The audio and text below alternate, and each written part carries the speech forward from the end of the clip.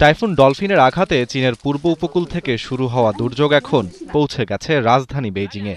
ঝড়টি দুর্বল হলেও উত্তর ও মধ্য চীন জুড়ে অব্যাহত রয়েছে টানা বৃষ্টি।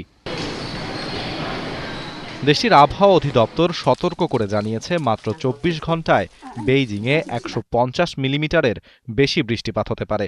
কয়েকটি জেলায় বৃষ্টির পরিমাণ ২০০ মিলিমিটার ছাড়িয়ে যেতে পারে বলে আশঙ্কা করা হচ্ছে। পরিস্থিতি মোকাবেলায় এখনও বহাল রয়েছে অরেঞ্জ রেইনস্টর্ম, যা দেশটির দ্বিতীয় সর্বোচ্চ সতর্কবার্তা। ভারী বৃষ্টির প্রভাব পড়েছে জনজীবনেও। বন্ধ রাখা হয়েছে ২৫০'র বেশি বাস রুট।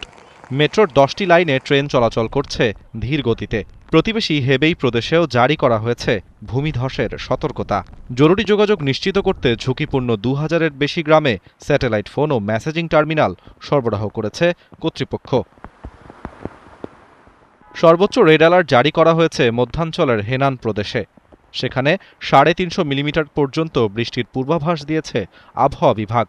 বন্ধ ঘোষণা করা হয়েছে শিক্ষা প্রতিষ্ঠান। স্পেনের দক্ষিণ পশ্চিমাঞ্চল থেকে উত্তর পূর্বাঞ্চলের বিভিন্ন এলাকায় এখনও জ্বলছে দাবানলের আগুন। বুধবার রাত থেকে বৃহস্পতিবার ভোর পর্যন্ত আগুন নিয়ন্ত্রণে কাজ চালিয়ে গেছেন শত শত ফায়ার ফাইটার। সবচেয়ে বড় দাবানলটি ছড়িয়ে পড়েছে দক্ষিণ পশ্চিমাঞ্চলের নিয়েবলা এলাকায়। এখন পর্যন্ত সেখানে ৩১,০০০ হেক্টরের বেশি বনভূমি পুড়ে গেছে।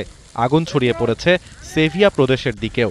ঝুঁকি এড়াতে সেভিয়া ও হুয়েলভা প্রদেশের বিভিন্ন এলাকা থেকে বাসিন্দাদের আগাম সরিয়ে নেওয়া হয়েছে। আরাফাত ইসলাম, ৭১।